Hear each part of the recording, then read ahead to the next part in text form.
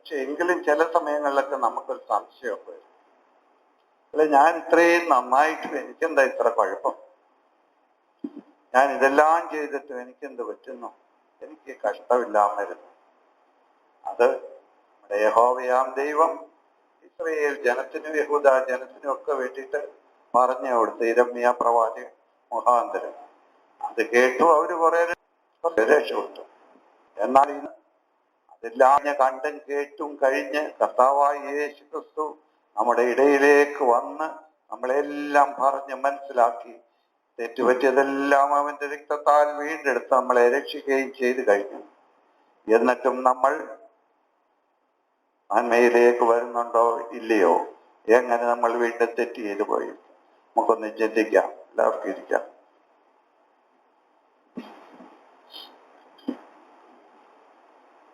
യെശയ്യാവ് 33. യെശയ്യാവ് 33 അധ്യായം 4 വരെ. ആമേൻ. 1 മുതൽ 4 വരെയുള്ള വാക്യങ്ങൾ. സാഹസം അനുഭവിക്കാതെ സാഹസം ചെയ്യുകയും നിന്നോട് ആരും ദ്രോഹം പ്രവർത്തിക്കാതെ ദ്രോഹം പ്രവർത്തിക്കുകയും ചെയ്യുന്നവനെ നിനക്ക് അയ്യോ കഷ്ടം.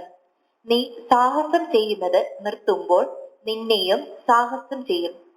നീ ദ്രോഹം പ്രവർത്തിക്കുന്നത് മതിയാക്കുമ്പോൾ നിന്നോടും ദ്രോഹം പ്രവർത്തിക്കും.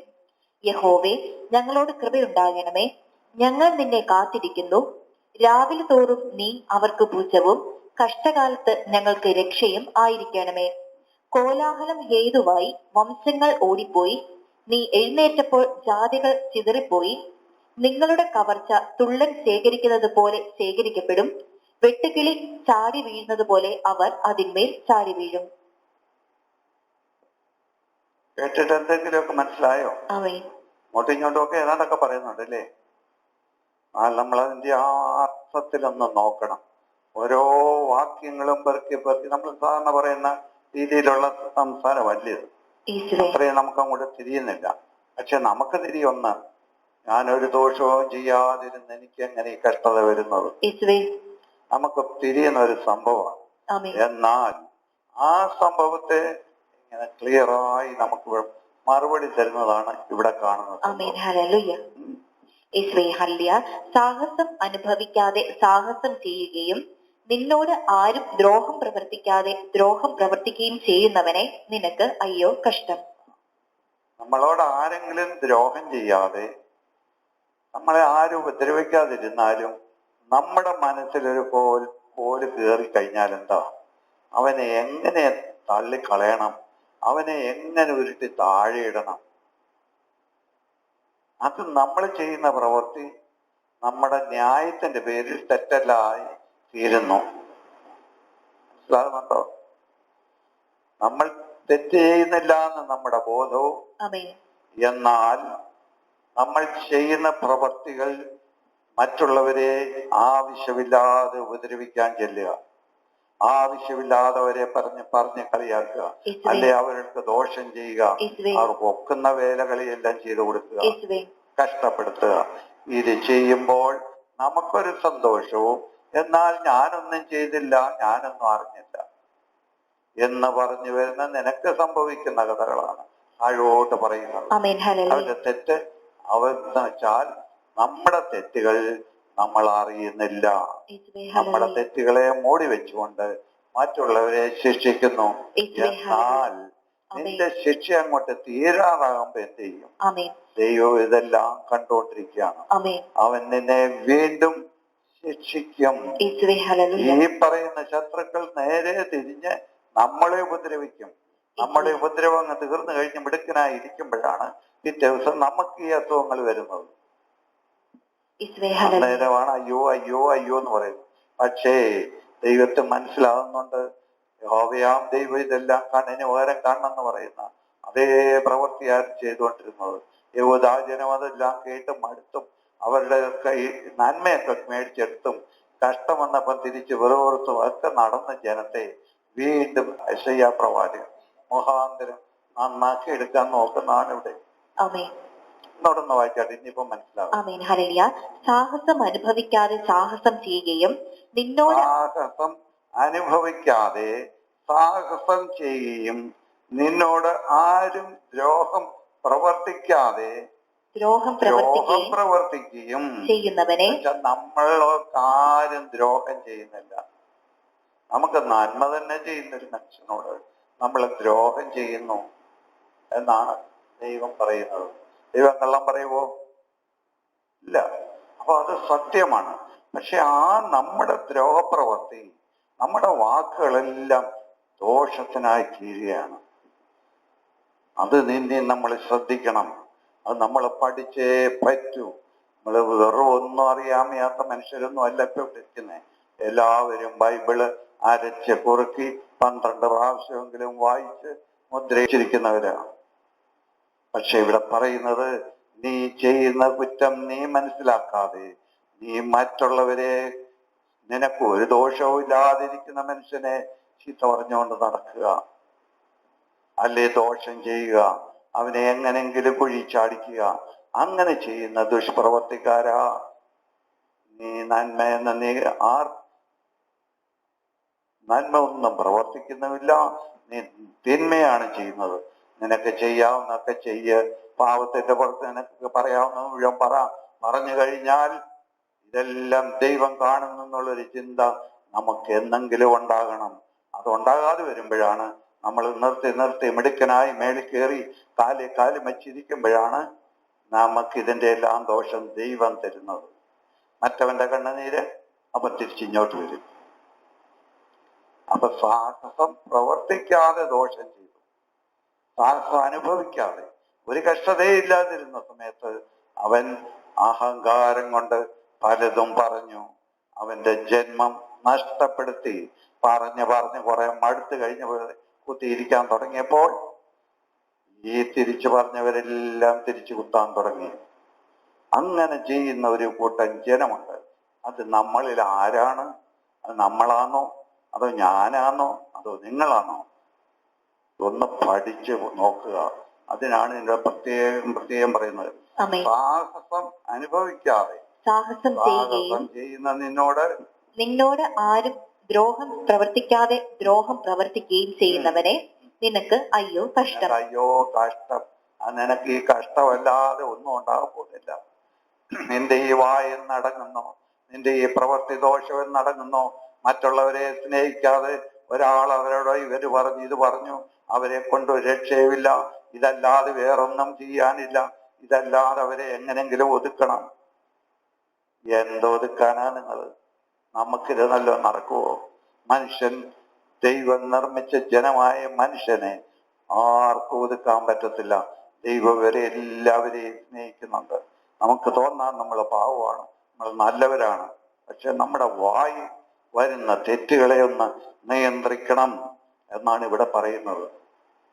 നമ്മളൊരു വായിലങ്ങ് വായിച്ചു പോയാൽ അതിൻ്റെ ഒരു അർത്ഥം മനസ്സിലാകുന്നില്ല. ദൈവം കർത്താവായ യേശു ക്രിസ്തു വന്ന് പറഞ്ഞത് മുഴുവൻ ഉപമകളാണ്. അതായത് സാധാരണ ജനമായിരുന്നു അന്ന്. ആ സാധാരണ ജനത്തെ ഓരോന്നും പറഞ്ഞ് അടുപ്പിച്ച് വെറും മുക്കുവരായ മനുഷ്യരെ അവരെല്ലാം പറഞ്ഞ് കൂലിപ്പണി ചെയ്ത് അടിമപ്പണി ചെയ്ത് കിടന്ന ഒരു ജനത്തെ കൊണ്ടുവന്ന് വൃത്തിയാക്കി ഇന്ന് അയൺ ഡോം വരെ ഉണ്ടാക്കാൻ ശക്തി ഉണ്ടാക്കി. എന്നാലും അവൻ ദൈവത്തെ വിശ്വസിക്കുന്നില്ല. വിശ്വസിക്കുന്നവരും ആ കൂട്ടത്തിലുണ്ട്, ദൈവത്തെ വിശ്വസിക്കുന്നില്ല. ഇതേ രീതിയിലുള്ള ജനത്തെ പറ്റിയാണ് ഈ ബൈബിളിലെല്ലാം എഴുതി വച്ചിരിക്കുന്നത്. പക്ഷേ അവരുടെ കാലും ചുവടും പിടിച്ച് പട്ടയും വലിയ തൊപ്പിയും കുപ്പായും ഒക്കെ ഇട്ട് നടക്കുന്നവൻ അതേ രീതിയിൽ തന്നെ ഇന്നും പോകുന്നത്. എങ്ങനെ രക്ഷ കിട്ടും? ഇതൊക്കെ കണ്ടിട്ട് മടുത്തിട്ടാണ് ഒരു കൂട്ടം ജനം തിരിച്ചിങ്ങനെ നടക്കുന്നത്. അതിപ്പോ നമ്മൾ തെറ്റൊന്നും അല്ല ചെയ്യുന്നതെന്ന് നമുക്ക് തോന്നും. പക്ഷെ തെറ്റാണോ എന്ന് കർത്താവിന് തോന്നിയാൽ ശിക്ഷ കിട്ടുകയും ചെയ്യും. അതിന് പറയാൻ ഞാൻ ആളല്ല. പക്ഷെ നമ്മൾ ഒരു കാര്യം ചെയ്യണം, ഈ പറയുന്ന വാക്കുകൾക്ക് വില കൊടുക്കണം. ഈ പറയുന്ന വാക്കുകൾ എന്തിനാണ് എന്നോട് ഇത് പറയുന്നത്, എന്തിനാണ് ഇങ്ങനെ ഇന്ന് പറയാൻ ഇടവുണ്ടായത് എന്ന് നമ്മളൊന്ന് കേൾക്കുന്നവരൊന്ന് ചിന്തിക്കുക. ചിന്തിച്ച് അതേ രീതിയിൽ നമ്മുടെ ജീവിതത്തെ ഒന്ന് മാറ്റിയെടുക്കുക. പറയുന്നത്, നീ ദോഷം ചെയ്യാതിരുന്നാൽ നിനക്കൊരു ദോഷമില്ല. നീ സന്തോഷമായിട്ട് ഇരിക്കുമ്പോ നീ ദോഷം ചെയ്യുന്നെന്നാ പറയുന്നത്. എല്ലാം തികഞ്ഞ സ്വസ്ഥനായി ഇരിക്കുമ്പോ തന്നെ ദോഷം ഇല്ലാതെ, ദോഷം അനുഭവിക്കാതെ, കഷ്ടത അനുഭവിക്കാതെ ഇരിക്കുന്ന നമ്മൾ മറ്റുള്ളവർക്ക് തിന്മ ചെയ്യുക എന്ന് പറയുന്നതാണ് കഠിന ദോഷം. അത് നിങ്ങൾക്ക് കിട്ടാതിരിക്കുകയില്ല. എന്ന് വരെ നിങ്ങൾ അവനെ ചതിക്കും, എന്ന് വരെ നിങ്ങൾ അവനെ ഉപദ്രവിക്കും. അവനങ്ങ് ചത്തുപോയാലും ദൈവം ഇടത്തില്ല. ദൈവം അത് കഴിഞ്ഞ് ഇങ്ങോട്ട് തിരിച്ചയക്കും. അതെല്ലാം അതിന്റെ ഇരട്ടിയായിട്ട്. എന്നോടൊന്ന് വായിച്ചോണ്ട്. സാഹസം അനുഭവിക്കാതെ സാഹസം ചെയ്യുകയും നിന്നോട് ആരും ദ്രോഹം പ്രവർത്തിക്കാതെ ദ്രോഹം പ്രവർത്തിക്കുകയും ചെയ്യുന്നവനെ നിനക്ക് അയ്യോ കഷ്ടം, നീ രക്ഷപ്പെടാൻ പോകുന്നില്ല ഇനിയും എന്നാണ് ഇവിടെ എടുത്ത് പറയുന്നത്. ഇതിൽ കൂടുതൽ എന്താണ് ഉപദേശങ്ങൾ ദൈവം തരേണ്ടത്? വലിയ വലിയ ഉദാഹരണവും പറഞ്ഞ്, വലിയ വലിയ നാട്ടിൽ നടക്കുന്ന കഥകളും പറഞ്ഞ് പ്രസംഗം വെച്ചാൽ അതിന് സന്തോഷം ആണ് കേൾക്കാൻ. വീട്ടിലിരുന്ന് ചാരിയിരുന്ന് കേൾക്കുകയും ചെയ്യാം. പക്ഷേ ഈ ദൈവഹിതമനുസരിച്ച് ഇങ്ങനെ ഇവിടെ ഒരു പള്ളി ഉണ്ടായെങ്കിൽ, ഇങ്ങനെ ഒരു സംരംഭം ഉണ്ടായെങ്കിൽ ദൈവത്തിന്റെ ഹിതമാണ്. നമ്മളെ ഒന്നോടെ രക്ഷപ്പെടുത്താൻ അവൻ കനിവ് തോന്നി തന്നിട്ടുള്ള ഈ ഇരിപ്പിടത്തെ നമ്മൾ നഷ്ടമാക്കി കളയാതെ ഇവിടെ ഇരുന്നുകൊണ്ട് പോലും നമ്മൾ മറ്റുള്ള നല്ല മനുഷ്യരെ ചീത്ത പറയരുതേ എന്നാ പറയുന്നത്. ചുമ്മാത് കുറച്ചാലിരിക്കുമ്പോൾ തോന്നുന്ന സുഖമാണ്. മനസ്സിൽ ഇതെല്ലാം വരും. ഇന്നലെ അവൾ എന്നെ എന്തെല്ലാം പറഞ്ഞു, ഇന്നലെ അവൻ എൻ്റെ വണ്ടിക്ക് അള്ളു വെച്ചു, എന്നെ ഉരുട്ടിയിട്ടു. ഇതെല്ലാം ഈ പറയുന്ന വാക്കുകൾ, അതായത് ഒരു ദോഷവുമില്ലാതെ സന്തോഷത്തോട് വന്നിരുന്ന് ദൈവവചനം കേട്ട് ദൈവത്തിന്റെ വചനങ്ങൾ കേട്ട് ജീവിക്കേണ്ട നമ്മളെ തന്നെ മറന്നിട്ട് ധിക്കാരം പരമായി വല്ല പാവങ്ങളുടെയും പുറത്ത് കുതിരയുക. അത് ഇനിയെങ്കിലും നിർത്തുക. എന്തെല്ലാം നന്മകളിലേക്ക് നമ്മളെ കൊണ്ടുവന്നു, എന്തെല്ലാം നന്മകൾ നമുക്ക് തന്നു, എന്നിട്ട് ഒന്നുമില്ല. എന്താ നന്മ നിനക്ക് നീ കിട്ടാനുള്ളത്? നമ്മളെ സംബന്ധിച്ചിടത്തോളം നമ്മളൊന്ന് ചിന്തിച്ചേ. ഇവിടെ വന്നിരുന്ന മനുഷ്യരാണോ ഇന്ന് രോഗമില്ലാത്ത ഒരൊറ്റ ആൾ ഇവിടെ വന്നിട്ടുണ്ടോ? ചെറുപ്പക്കാരും വലിയവരും വയസ്സായവരും എല്ലാം. എന്നിരുന്നാലും അവൻ നമ്മളെ തള്ളിക്കളയാതെ അവൻ എൻ്റെ വാക്കുകൾ കേൾക്കും, എൻ്റെ വാക്കുകൾക്ക് അവൻ ശ്രദ്ധ തരും എന്നുള്ളൊരു വിശ്വാസത്തോടുകൂടി ദൈവം നമ്മളെ നീട്ടി നീട്ടി നീട്ടി ഇവിടം വരെ എത്തിച്ചിരിക്കുകയാണ്. ഇനിയും അടുത്തത് നീ സാഹസം ചെയ്യുന്നത് നിർത്തുമ്പോൾ നിന്നെയും സാഹസം ചെയ്യും, നീ ദ്രോഹം പ്രവർത്തിക്കുന്നത് മതിയാക്കുമ്പോൾ നിന്നോടും ദ്രോഹം പ്രവർത്തിക്കും. നീ ദ്രോഹം പ്രവർത്തിച്ച് മെടുക്കനായിട്ട് അവിടെ ഞാൻ ശരിയാക്കിയല്ലോ എന്നും പറഞ്ഞ് ഇരിക്കുമ്പോഴാണ് അടുത്തത് എന്താണ്? ദ്രോഹം പ്രവർത്തിക്കുകയും നീ സാഹസം ചെയ്യുന്നത് നിർത്തുമ്പോൾ നിന്നെയും സാഹസം ചെയ്യും, നീ ദ്രോഹം പ്രവർത്തിക്കുന്നത് മതിയാക്കുമ്പോൾ നിന്നോടും ദ്രോഹം പ്രവർത്തിക്കും. അപ്പൊ മറ്റേ നമ്മൾ പറഞ്ഞതിന്റെ ഇരട്ടി ഫലമായിട്ട് നമുക്കും കിട്ടും. അപ്പൊ അങ്ങനെയുള്ള ഒരു ഇത് വായിച്ചു കഴിഞ്ഞ ഒരാൾക്ക് അയ്യോ ഇനി ഞാൻ ഏതായാലും ഇതിനൊന്നിനും പോകുന്നില്ല എന്നൊരു തീരുമാനം എടുക്കാവോ? അതിനായി ഇന്നിവിടെ കൊണ്ടുവന്നിരിക്കുന്നു. അതിനാണ് ഇങ്ങനെ ഓരോ സംഘടനകളും സ്ഥാപനങ്ങളും ദൈവം നടത്തുന്നതാണ്. ഒരെണ്ണമല്ല, എല്ലാം ദിക്കിലും ഇതൊക്കെ കേൾക്കാനുള്ള സ്ഥലവും സൗകര്യവും ഇല്ലെന്ന് ദൈവം ഒരുക്കി തന്നിട്ടുണ്ട്. എല്ലാ പ്രവചനങ്ങളും കേൾക്കാനും പറയാനും ആളുകളെ നിർത്തിയിട്ടുമുണ്ട്. പക്ഷേ നമ്മളോ ഉണരുന്നില്ല, നമ്മളോ ദൈവത്തെ മാനിക്കുന്നില്ല. നമുക്ക് ക്ഷീണമുണ്ട്, ഭാരമുണ്ട്, കഷ്ടതയുണ്ട്. എന്നിറങ്ങിയാ ഒരു സുഖം കിട്ടും. ക്ഷീണമില്ലാത്തവരാരാ ഉള്ളത്? എങ്കിൽ ഞാൻ ദൈവത്തിന്റെ മുന്നിലാണ് ഇരിക്കുന്നത്. ഇവിടെ ഇരുന്ന് ഇങ്ങനെ ഉറങ്ങാനല്ല.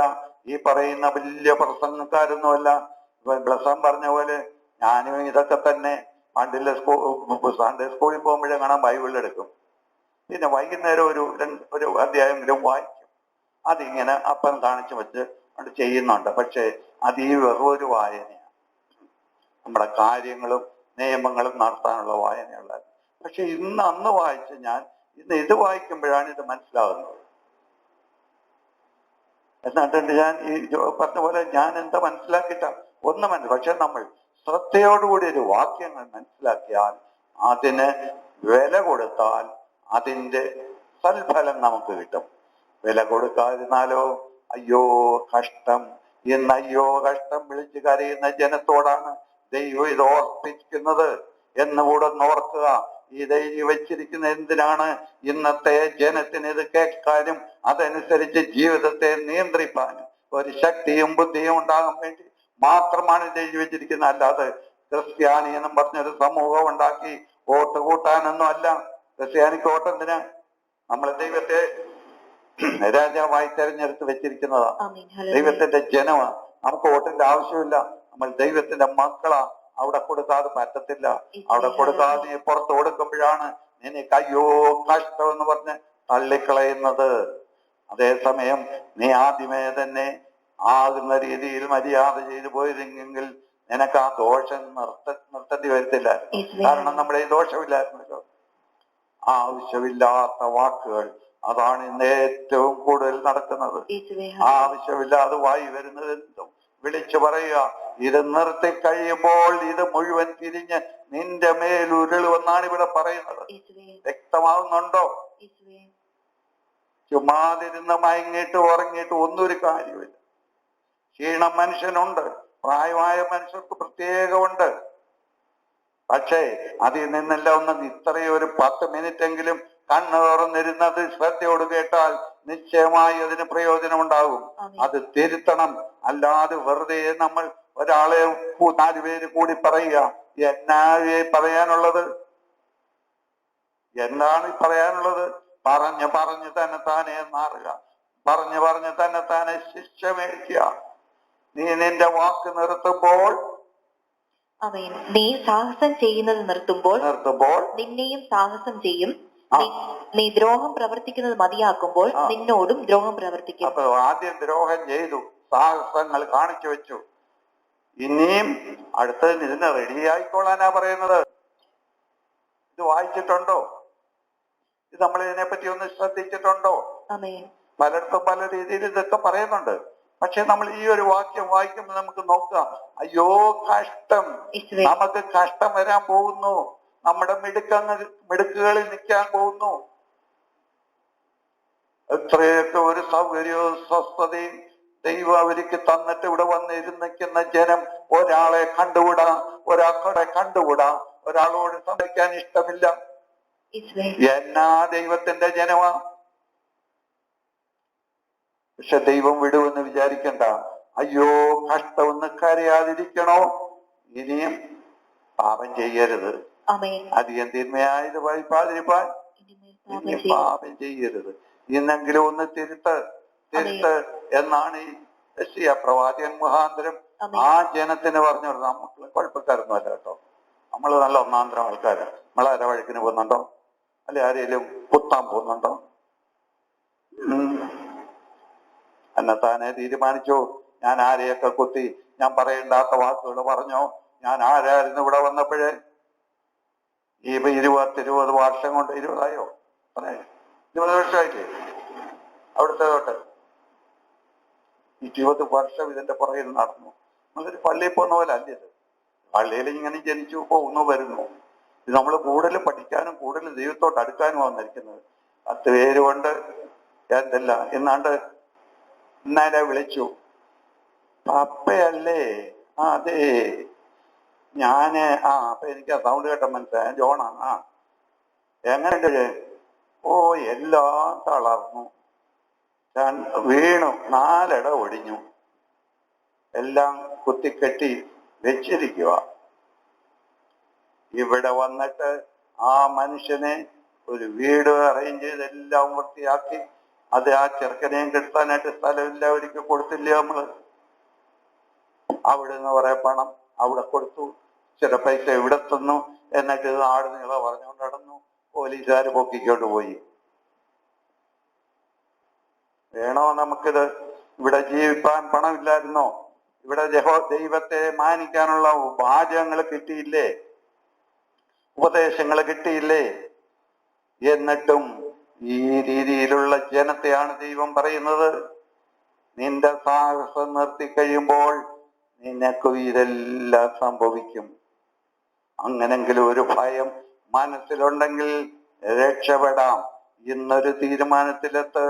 ദൈവമേ എന്നോട് ക്ഷമിക്കണമേ എന്ന് പറഞ്ഞിട്ട് തീരുമാനത്തിലേക്ക് മാറുക.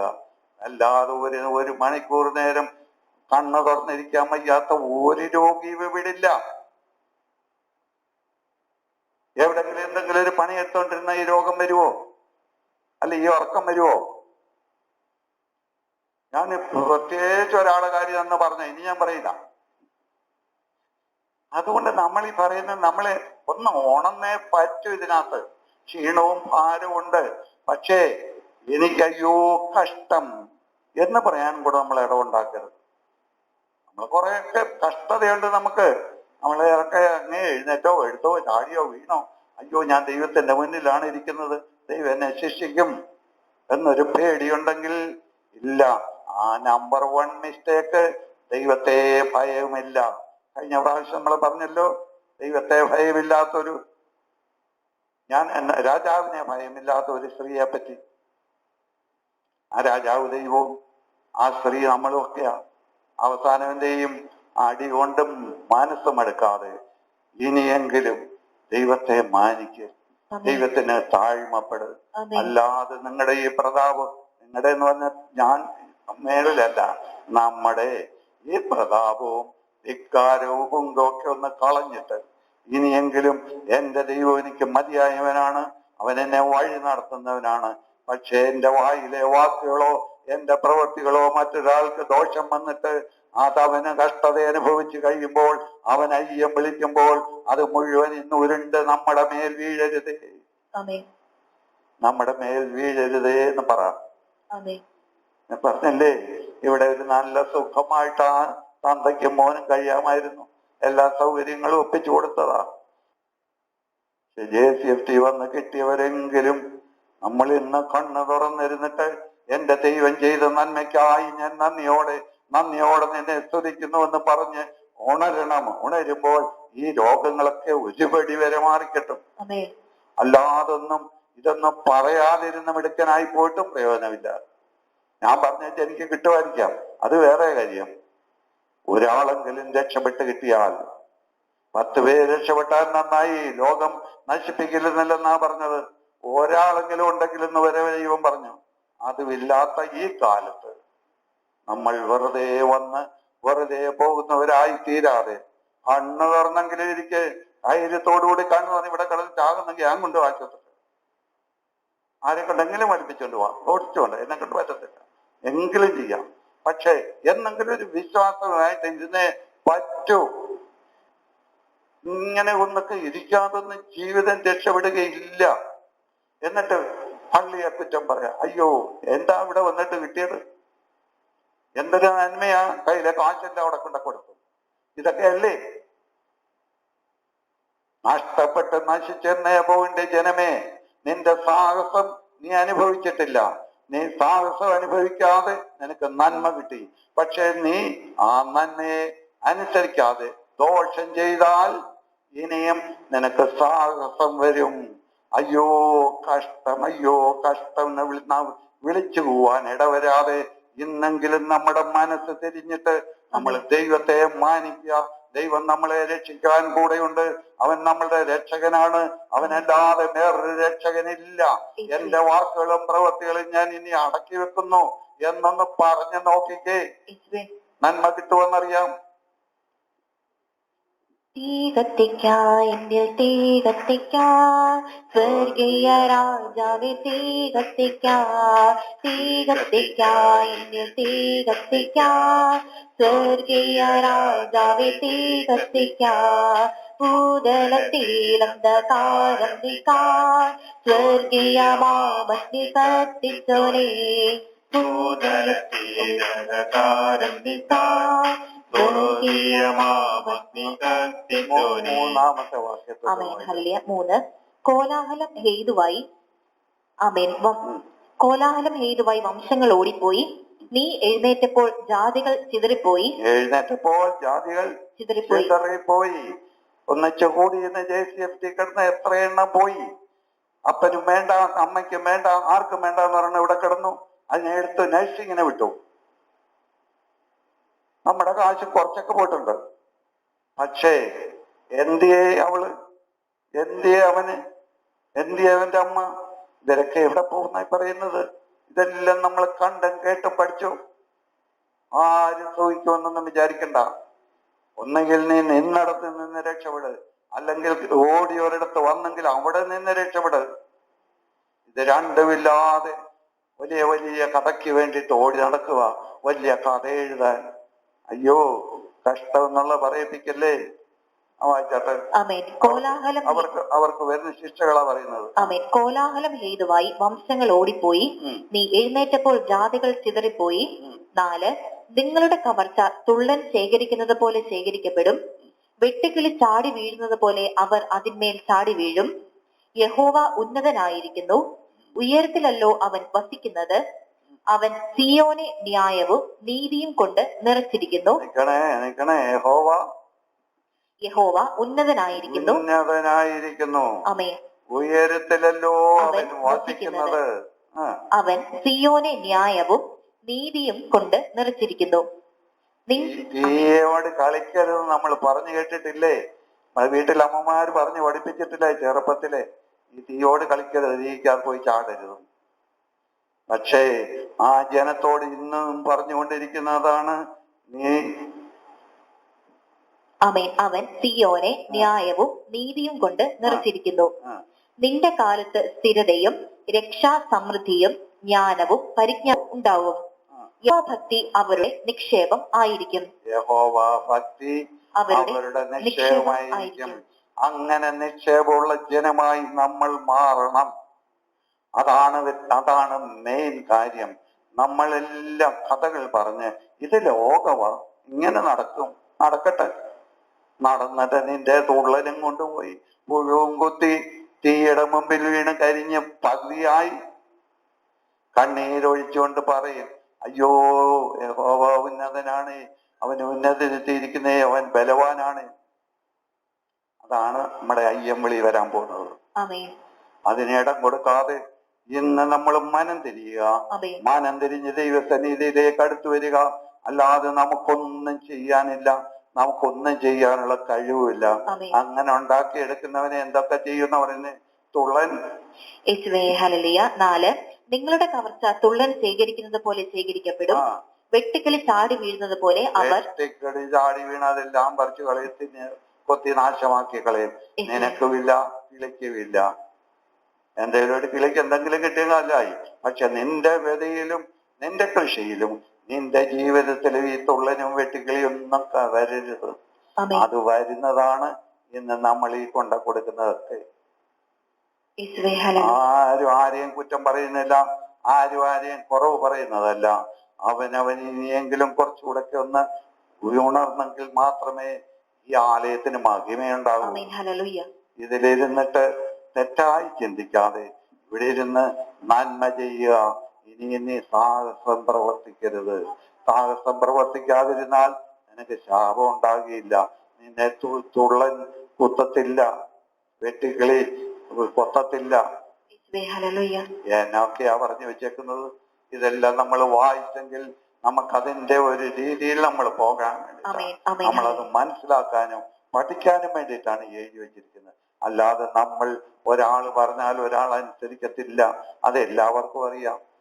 ദൈവം മെനഞ്ഞപ്പോ തന്നെ ഒരാളുടെ മനസ്സിനെ എങ്ങനെ ഒരാൾക്ക് അറിയാതിരിക്കാൻ വേണ്ടിയുള്ള രീതിയിലല്ലേ ദൈവം നിർമ്മിച്ചിരിക്കുന്നത്? അല്ലെ എല്ലാം ഒന്നിച്ച് പറയാമായിരുന്നു. പക്ഷെ ഒരു കാര്യം ഓർമ്മയുണ്ട്, ഇതിന്റെ എല്ലാം നിർമ്മിതാവായ ദൈവത്തിന് നിന്റെ ഓരോ മനസ്സിനെയും സ്കാൻ ചെയ്യാനോ താക്കോലോ പൂട്ടോ ഒക്കെ ഉണ്ട്. അത് തുറക്കുകയും കയറുകയും ചെയ്യും. ആ രീതിയിലേക്ക് നമ്മളൊന്ന് ഭയപ്പെട്ടിട്ട്, ദൈവം ഉന്നതത്തിലിരിക്കുന്നവനാണ്, അവൻ അവിടെ ഇരുന്നിട്ട് വേണ്ടതെല്ലാം ചെയ്യുന്നവനാണ്. അവൻ തെറ്റിനെ കൂട്ട് നിൽക്കുന്നവനല്ല, തെറ്റ് ചെയ്യുന്നവനെ ശിക്ഷിക്കുന്നവനാണ്.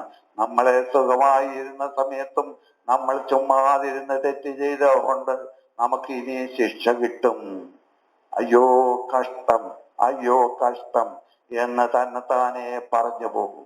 അതുകൊണ്ട് കേൾക്കുന്ന വചനങ്ങളെല്ലാം ഒന്ന് മനസ്സിലൊന്ന് ദൃഢമാക്കി വെച്ചിട്ട് ദൈവമേ എന്നൊരു വിളിയോടുകൂടി നമുക്ക് ജീവിക്കാം. അടുത്തത് 7, ഇതാ അവരുടെ ശൗര്യവാന്മാർ പുറത്തു നിലവിളിക്കുന്നു, സമാധാനത്തിന്റെ ദൂതന്മാർ അതിദുഃഖത്തോടെ കരയുന്നു. തെരുവഴികൾ ശൂന്യമായി കിടക്കുന്നു, വഴിപോക്കർ ഇല്ലാതെയായിരിക്കുന്നു. അവൻ ഉടമ്പടി ലംഘിച്ച് പട്ടണങ്ങളെ നിന്ദിച്ചു, ഒരു മനുഷ്യനെയും അവൻ ആദരിക്കുന്നില്ല. അവൻ ഉടമ്പടി ലംഘിച്ചു പട്ടണങ്ങളെ നിന്ദിച്ചു, ഒരു മനുഷ്യനെയും അവൻ ആദരിക്കുന്നില്ല. ഒരു മനുഷ്യനെ അവൻ മാനിച്ചില്ല. അതാണ് ധിക്കാരികൾ. ഇന്ന് നമ്മള് ഒരു മനുഷ്യനെ, എനിക്ക് എന്റെ കാര്യം ഞാൻ നോക്കിക്കൊള്ളാം, നിങ്ങളുടെ വർത്തമാനമൊന്നും എനിക്ക് ആവശ്യമില്ല, നിങ്ങളുടെ സ്വഭാവം എനിക്ക് ഇഷ്ടമില്ല. അയ്യോ, എത്ര യോഗ്യനാ!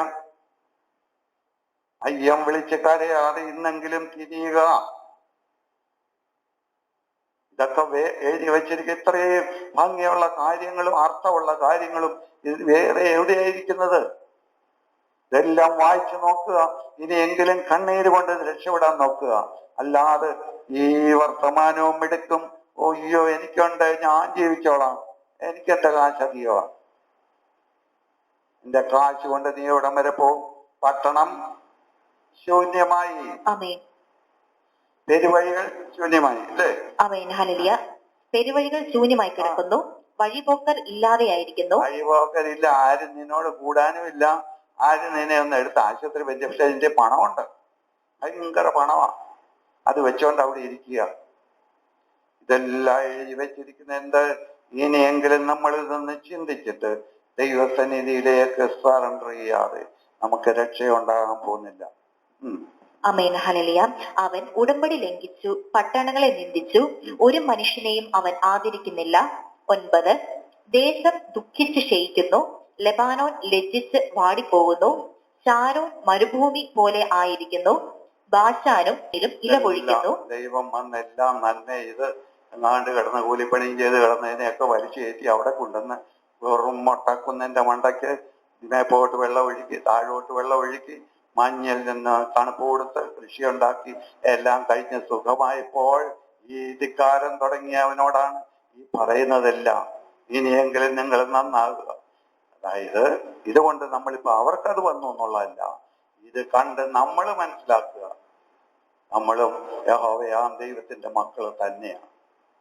പക്ഷേ ആ പറഞ്ഞ രീതിയിൽ തെറ്റിലേക്ക് പോയി കഴിഞ്ഞാൽ നമുക്ക് ഇതാണ് അനുഭവം എന്നൊരു ഓർമ്മ നമുക്കുണ്ടാകും. നമുക്ക് ഇതിൽ കൂടുതൽ അനുഭവം കിട്ടും. കാരണം കർത്താവായ യേശുക്രിസ്തു രണ്ടാമത് വന്ന് അവന് നേരത്തെ എല്ലാ ഭജനങ്ങളെല്ലാം എഴുതി കൊടുത്ത് അതനുസരിച്ച് ജീവിച്ചില്ല. പക്ഷെ ഇവനിവിടെ വന്ന് ജീവിച്ച് കാണിച്ചിട്ടും നമ്മളതിന് വില കൊടുത്തില്ല. അതാണ് അയ്യോ കഷ്ടം എന്ന് പറയുന്നത്. നമ്മൾ ഓർക്കും, ഞാനൊരു ദോഷവും ചെയ്തിട്ടില്ല, ഞാനൊരു തെറ്റും ചെയ്തിട്ടില്ല, എന്തുകൊണ്ട് നമ്മുടെ ജീവിതം ഇത്ര അധപ്പതിച്ചു പോകുന്നു? നോക്കാഞ്ഞിട്ടാണോ? കാണാഞ്ഞിട്ടാണോ? ആഹാരമില്ലാഞ്ഞിട്ടാണോ? എന്തിനിങ്ങനെ ഒരാള് കുറ്റം പറഞ്ഞ് ഒരാള് ദോഷവും പറഞ്ഞ് നടക്കുന്നത്? നമ്മൾ ഏതായാലും ഇല്ല പറയുന്നത്, കർത്താവിന്റെ മുമ്പിൽ കിടന്ന കള്ളം പറഞ്ഞേക്കാം, നമ്മൾ സമശിക്ഷാവിധിയിലായതല്ലേടാ. ഇനി എന്തിനാ ദൈവത്തെ കുറ്റം പറയുന്നത്? നമ്മൾ മോഷ്ടിച്ചിട്ടാ, നമ്മൾ തെറ്റ് ചെയ്തിട്ടാ നമുക്കില്ലാതായത് എന്നൊക്കെയാ ദൈവ പ്രമാണം നമ്മൾ വിശ്വസിക്കുന്നെങ്കിൽ. ഇല്ലെങ്കിൽ നമ്മൾ വിശ്വാസിന്താന്തതി എവിടെയും പോകാം. കഷ്ടമെങ്കിൽ കഷ്ടം അവൻ അവസാനം കൂട്ടി കൂട്ടി കൂട്ടി കൂട്ടി ഈ വൻ നരകത്തിലേക്ക്, തീയുടെ നഗരത്തിലേക്ക് കൊണ്ടിടും. അതിൽ നിന്ന് രക്ഷപ്പെടുത്താനാണ് ദൈവം നമുക്ക് വന്നിരിക്കുന്നത്. നമ്മൾ ഇതെല്ലാം ഒന്നും മനസ്സിലാക്കുക. ദൈവത്തെ മാനിക്കുക, ദൈവത്തെ ഒന്ന് ഭയക്കുക. ഇല്ല, കഷ്ടത വന്ന് നശിച്ചു കഴിഞ്ഞിട്ട് അയ്യം വിളിച്ചിട്ട് ദൈവം നമ്മളെ രക്ഷിക്കാൻ പോകുന്നില്ല. നല്ല സമയത്ത് ദൈവത്തെ വിളിക്കാത്തവൻ ഞാൻ കഷ്ടതയിലാണ് ദൈവത്തെ വിളിക്കുന്നത്.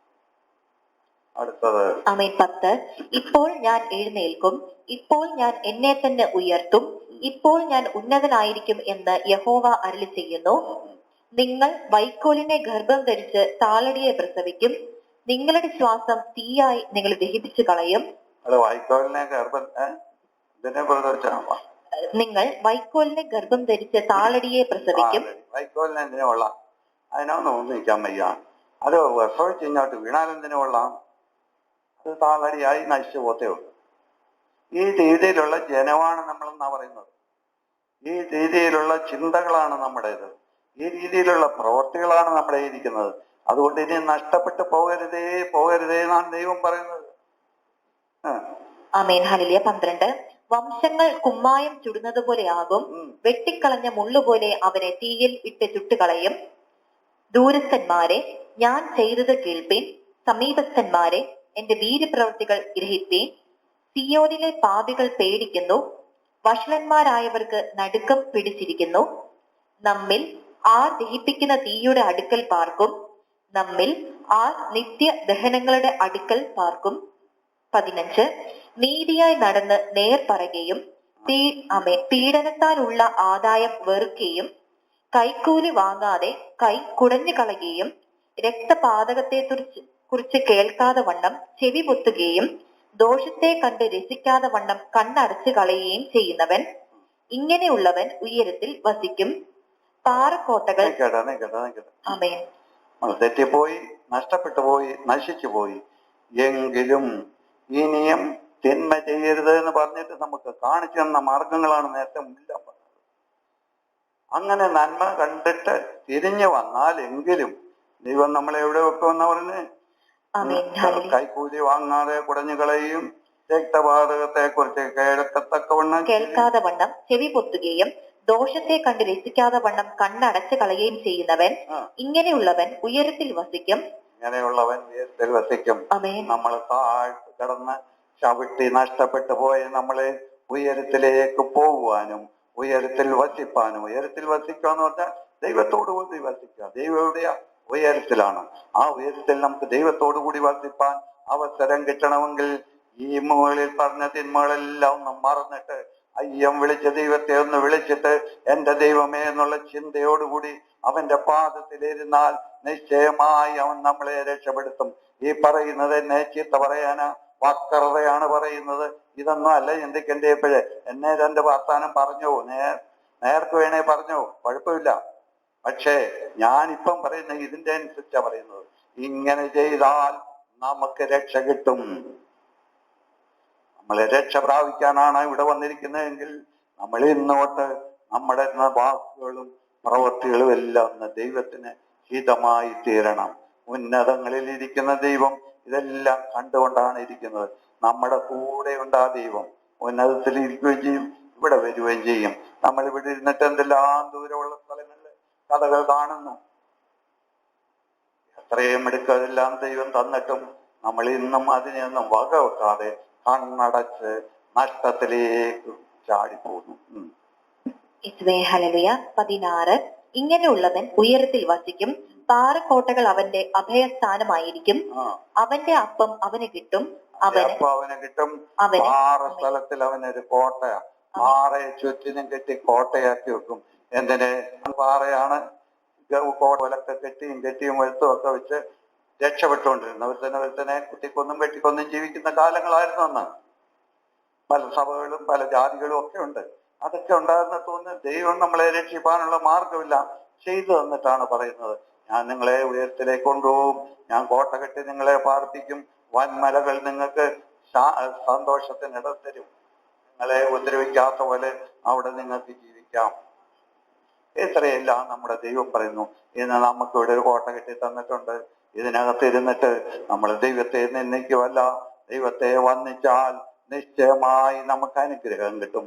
നമ്മൾ ഒരിക്കലും നഷ്ടപ്പെട്ടു പോകുന്ന ജനമായി തീരരുത്.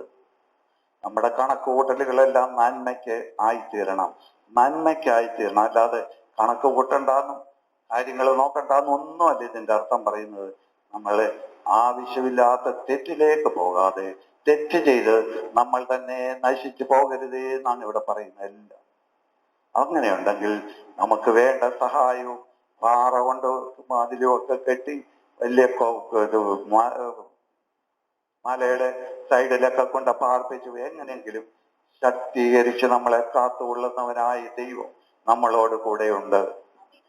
ആ ഒരു ചിന്ത നമുക്കുണ്ടെങ്കിൽ ഈ മാതിരി വാക്കുകളൊന്നും പറയില്ല. 17 അവന് വെള്ളം മുട്ടിപ്പോകുകയുമില്ല. നിന്റെ കണ്ണ് രാജാവിനെ അവന്റെ സൗന്ദര്യത്തോടെ ദർശിക്കും. വിശാലമായൊരു ദേശം കാണും. വിശാലമായ ഒരു ദേശം കാണും. നമ്മളെല്ലാം ഒത്തിരി നാളോട് നോക്കി നിൽക്കേണ്ട ഈ കിഴക്കേ വിശാല സ്ഥലം മനസ്സിൽ ചിന്തിച്ചോ അത് നമുക്ക് കിട്ടുമെന്ന്. ഇതൊക്കെയാണ് ദൈവകൃപ എന്ന് പറയുന്നത്.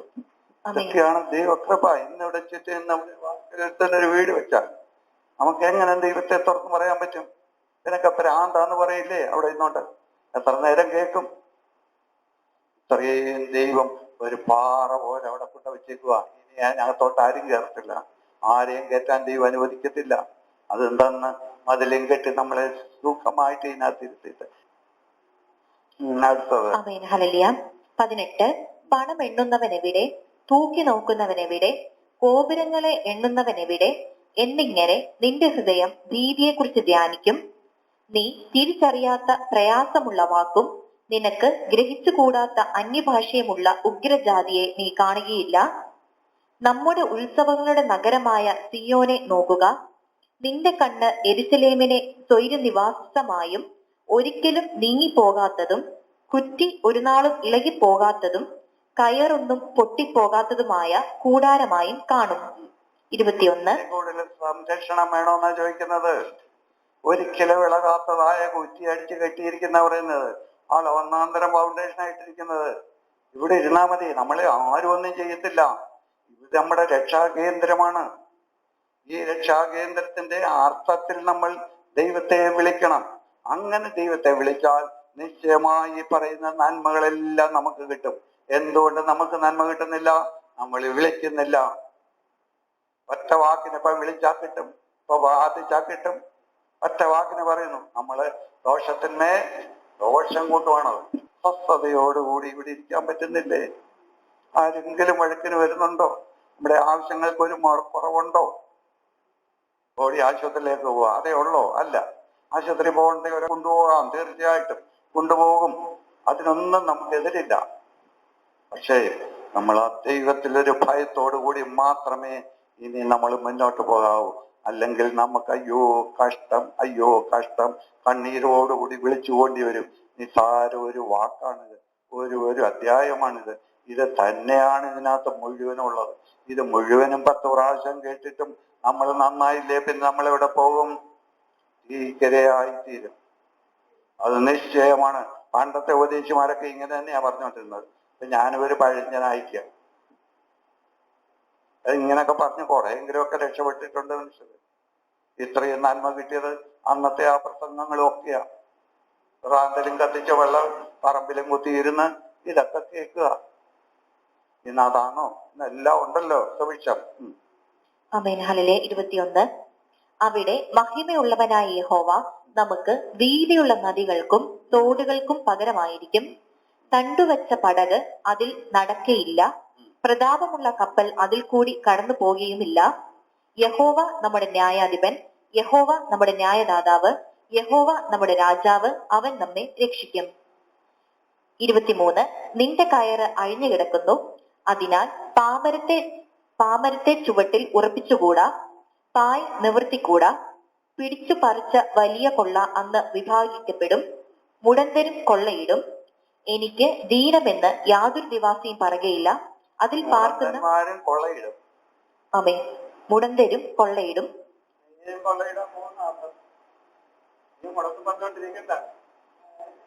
ഇല്ലെന്ന് പറഞ്ഞിരിക്കണ്ട. നീ ഇറങ്ങും. നീ ഇറങ്ങി നിന്നെ കൊണ്ടാകുന്ന രീതി ദൈവത്തെ വിളിക്കും. ഞാൻ ചെയ്യാതെ ഇരുന്ന് കുറ്റം പറഞ്ഞിരിക്കും അല്ലേ? ഇതിനാ എടുത്തു പറഞ്ഞിരിക്കുക. നീ ഇങ്ങനെ ഉണ്ടെന്ന് ദൈവത്തിന് അന്നേ അറിയാം. ആമേൻ. ഹല്ലേലൂയ. എനിക്ക് ദീനമെന്ന് യാതൊരു നിവാസിയും പറയുകയില്ല. അതിൽ പാർക്കുന്ന ജനത്തിന്റെ അകൃത്യം മോചിക്കപ്പെട്ടിരിക്കും. അതിൽ പാർക്കുന്ന ജനത്തിന്റെ അകൃത്യം മോചിക്കപ്പെട്ടിരിക്കും. അസുഖം മാറിയെന്നല്ല പറയുന്നത്. ആ പാപം പറഞ്ഞത് ക്ഷീണമെന്നൊക്കെ പറയുന്നത് പാപമാണ്. അകൃത്യം എല്ലാം പാപമാണ്. ആ പാപം മാറിക്കഴിഞ്ഞെങ്കിലേ നമ്മുടെ ജീവിതം ധന്യമാകുകയുള്ളൂ. ആ പാപങ്ങളുടെ ലിസ്റ്റാണ് മോളി പറഞ്ഞതില്ല. അതിലെല്ലാം ആവശ്യമില്ലാതെ മനുഷ്യരെ കുറ്റം പറയുക, പരസ്പരം അവരെ തെറ്റിക്കുക, പരസ്പരം അവരെ കൂട്ടുപിടിച്ച് മൂന്നാമതൊരാളോട് യുദ്ധം ചെയ്യിക്കുക. ഇതെല്ലാം വഞ്ചനയുടെ കാലങ്ങളാണ്. ഇതൊന്നും ചെയ്യുന്നവൻ അയ്യോ കഷ്ടം. ആ സമയത്ത് ഇനിയും വരാൻ പോകുന്നത് മോടന്തനും ഒന്നുമില്ലാത്തവനും കയറി കൊള്ള പങ്കിടും. കൊള്ള എന്ന് പറഞ്ഞാൽ കൊള്ള പങ്കിടുന്നവരാരാ? ശക്തിയും പ്രതാപവും ബുദ്ധിയും കഴിവുകളൊക്കെ ഉള്ളവനാ കഴിച്ചൊക്കെ കെട്ടിപ്പിടിച്ച് വെട്ടിപ്പിടിച്ച് എടുക്കുന്നത്. ഇന്ന് അതൊന്നും വേണ്ടെന്നാ പറയുന്നത്. നീ വെട്ടിപ്പിടിക്കാനൊന്നും പോണ്ട, നിന്റെ മുമ്പിൽ കൊണ്ടുത്തരും കൊള്ള. നീ അതെടുത്ത് നീ അനുഭവിച്ചോണ്ടാ മതി. അവിടെയും വകതിരിവ് നോക്കാതെ നിനക്ക് എന്തിനാടാ ഇത്രയും എന്ന് ചോദിക്കാതെ നിനക്കുള്ളതും കൊണ്ട് വാങ്ങി സ്വസ്ഥതയോടുകൂടി അവന്റെ സന്നിധിയിൽ ഇരിക്കാൻ നമുക്കൊരു ദൈവകൃപ കിട്ടണം. ആ ദൈവകൃപയ്ക്കാണ് നമ്മൾ ഇവിടെ വന്നിരിക്കുന്നത്. ക്ഷീണവും ഭാരവും അസുഖങ്ങളും ഒക്കെ ഉണ്ട്. സത്യമാണ്. പക്ഷെ നമ്മൾ തന്നെ കണ്ണു തുറക്കാതെ നമ്മുടെ ജീവിതം രക്ഷപ്പെടുകയില്ല. നമ്മൾ ആരെയും കുറ്റം പറഞ്ഞ് രക്ഷപ്പെടാൻ കൊണ്ടാണ്. അതാണ് ആദ്യത്തെ ഭാഗം പറയുന്നത്. നീ നിർദോഷിയെ, നീ ദോഷം അനുഭവിക്കാതെ ഇരിക്കുന്നിട്ടും നീ വെറും നിർദോഷികളെ ഉപദ്രവിക്കുന്നു. ഇവിടെ വന്നിരുന്ന് ഇതല്ലേ ഓർക്കുന്നത്? ഇവർക്കൊക്കെ എന്നാ കാര്യം? ആരാധിക്കാം ആരാധിക്കാം യേശുനാമത്തിൽ, ശക്തിയോടെ ഭക്തിയോടെ ആരാധിച്ചിടാം. ആരാധിക്കാം ആരാധിക്കാം യേശുനാമത്തിൽ, ശക്തിയോടെ ഭക്തിയോടെ ആരാധിച്ചിടാം. ആരാധിച്ച വീടുകൾ, ആരാധിച്ച സൗഖ്യം, ആത്മാവിൽ ആരാധിച്ച ശാപങ്ങൾ മാറിയിടും. ആരാധിച്ച വീടുകൾ, ആരാധിച്ച സൗഖ്യം, ആത്മാവിൽ ആരാധിച്ച ശാപങ്ങൾ മാറിയിടും. തുറക്കൊന്നുമില്ല, നീ റെഡിയാണ്. ഒഴിച്ചവൻ തർക്കത്തിൽ പോകണം, കിട്ടുന്ന നല്ല പങ്ക് മേടിക്കണം, നല്ലൊരു മെഡൽ കിട്ടിയില്ലയോ? നീ ഇതുപോലെ എല്ലാ പ്രാവശ്യം മെഡൽ മേടിക്കുന്നതാ. നന്മകൾക്ക് വേണ്ടിയിട്ട് നമ്മൾ മാത്രമല്ല ദൈവത്തിന്റെ സന്നിധി പോണ്ടേ, നമ്മളുടെ ജീവൻ നന്മയ്ക്ക് വേണ്ടി, നമ്മുടെ ജീവൻ സൗഖ്യത്തിലേക്ക് വരാൻ വേണ്ടിയിട്ട്. രോഗവും ഭാരവും തന്നെ ഉള്ളൂ, രോഗമില്ല. ഇതൊന്ന് ചിന്തിച്ചേ, രോഗമില്ലാത്ത ഓരോറ്റ മനുഷ്യര് ഇവിടെ വന്നിട്ടുണ്ടോ? ഇവിടുത്തെ ഒന്നാന്തരം തടിയനെന്ന് പറയുന്നുണ്ട്, അതാ അല്ലേ? ആരോഗ്യമുള്ള ഒന്നാന്തരം മനുഷ്യര്. നേരം നടക്കാൻ പറ്റുമായിരുന്നോ? ഇതിന് ആരാ ഇവിടുത്തെ പൂക്രികൾ എന്ന് പറയുന്നത്? അങ്ങനെ പോലെ ഉണ്ടായിരുന്ന ഈ കൂട്ടത്തെ ഇന്ന് വരെ ഇവിടെ നടത്തിയെങ്കിൽ ഇന്ന് നമ്മൾ രണ്ട് കൈയും പൊക്കി എന്റെ ദൈവമേ എന്ന് വിളിക്കുകയല്ലാതെ നമുക്ക് വേറൊരു മാർഗവും രക്ഷിപ്പാൻ വേറെ ആരുമില്ല. ഈ രോഗവും കഷ്ടതയുള്ളവനെന്ന് ആർക്കും വേണ്ട. എപ്പോഴും ഒക്കെ ചാച്ചവിളൊക്കെ എടുക്കുന്നതും ആരോഗ്യമൊക്കെ ഉള്ളതും ഒരുവിധം ആരെങ്കിലും സമ്പാദനമുള്ളവരും ഒക്കെയാണ് നോക്കി എടുക്കുന്നത്. നമുക്കതൊന്നും പറഞ്ഞിട്ട് പറ്റില്ല. ദൈവം പറഞ്ഞാൽ അത് നമ്മൾ ചെയ്തിരിക്കണം. ദൈവത്തിന്റെ മുമ്പിൽ നമ്മളൊരു നന്മ കാണിക്കണം. ദൈവം വലിയവനാണ്. ആ ഒരു ചിന്ത നമ്മുടെ മനസ്സിലുണ്ടെങ്കിൽ നമുക്ക് എല്ലാ കഷ്ടതയിൽ നിന്ന് രക്ഷപ്പെടാം എന്ന് പറഞ്ഞ ഓടി അങ്ങോട്ട് ഞാൻ കടിച്ചു പിടിച്ചിപ്പോ ഉടനെ രക്ഷപ്പെടും. അയ്യോ ആവുമെങ്കിൽ ചെയ്തോ, പക്ഷെ തിന്മയായിട്ട് തീരരുത്. ദൈവത്തിന്റെ മുമ്പിൽ നമ്മുടെ പ്രവൃത്തികൾ നന്മയ്ക്കാക്കി തീർക്കണം. അത് നമ്മൾ തന്നെ മനസ്സിനെ ഒന്ന് താഴ്ത്തി നമ്മൾ ഇച്ചിരി കുറഞ്ഞ മനുഷ്യനാകുക, ഇച്ചിരി കുറവുള്ളവനായി തീരുക. ഇതൊക്കെ പറയാൻ ഒരു ലജ്ജയാണ്, സത്യത്തിൽ ലജ്ജയാണ്. നമ്മൾ ആരെയാ കുറ്റം പറയുന്നത്? നമ്മുടെ കൂടെ ഇരിക്കുന്നവരെ തന്നെയല്ലേ? നമ്മളെ തന്നെയല്ലേ? നമ്മളെ തന്നെയാണോ എന്ന് ചിന്തിക്കണം. അങ്ങനെ ചിന്തിച്ചാൽ നമുക്ക് നന്മ കിട്ടും. നമ്മൾ ഈ ലോകത്തെ ജയിക്കും. ഈ ലോകത്തെ ജയിപ്പാൻ നമ്മുടെ കർത്താവ് നമ്മളോട് കൂടെയുണ്ട്. അവൻ നമ്മളെ വഴി നടത്തുന്നവനാണ്. അവൻ നമ്മളെ രക്ഷിക്കുന്നവനാണ്. എല്ലാം നന്മകളാൽ നിറയ്ക്കുന്നവനാണ്.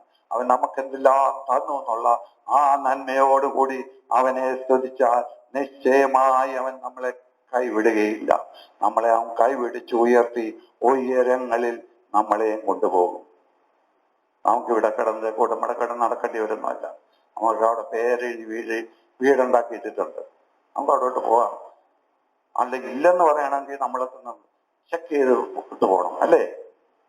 നമ്മളൊരു മര്യാദക്കൊക്കെ ജീവിച്ച് നമ്മൾ അങ്ങ് ചെല്ലുമ്പോൾ ഇല്ലെന്ന് പറഞ്ഞാൽ തിരിച്ചിഞ്ഞ് പോലെ നമുക്കിവിടെ വന്നിട്ട് അടിച്ചു പൊളിച്ച് ജീവിക്കാം. ഇതിലേതാ വേണ്ടത്? ഒരു കാര്യമുണ്ട്, അങ്ങോട്ട് പോകണമെങ്കിൽ നന്മയായിട്ട് ജീവിക്കണം. അങ്ങോട്ട് പോയിട്ട് നന്മയായിട്ട് പോയിട്ട് അവിടെ നന്മയൊന്നും കണ്ടില്ലെങ്കിൽ നേരെ ഓരെ നമുക്കിവിടെ വന്ന് വിശാശന്റെ കൂടെ കൂടാം. എന്ത് വേണം തീരുമാനിക്കുക. സ്വർഗത്തിൽ ഇരിക്കുന്ന ദൈവത്തെ നമ്മൾ മാനിക്കുന്നുണ്ടെങ്കിൽ അവൻ നമ്മളോട് കൂടെ ഉണ്ടെന്നുള്ള വിശ്വാസത്തിൽ നമ്മുടെ ജീവിതത്തെ ഒന്നുകൂടെ നന്മയിലേക്ക് കൊണ്ടുവരിക. നമ്മൾ പരസ്പരം നിന്ന് ഒരാളെ കുറ്റം പറയുവാനല്ല, നമ്മുടെ തെറ്റുകളും കുറ്റങ്ങളും ഒന്നും വിട്ടിട്ട് ദൈവമേ എന്നുള്ള വിളിയോടുകൂടി അവന്റെ സന്നിധിയിൽ നിന്നാൽ നിശ്ചയമായി അവൻ നമ്മളെ വഴി നടത്തും. നമ്മളെ ഒരിക്കലും അവൻ കൈവിടുകയില്ല, ഉപേക്ഷിക്കുകയില്ല എന്നുള്ളൊരു വിശ്വാസം നമുക്കുണ്ടാക്കിയില്ല. God bless you.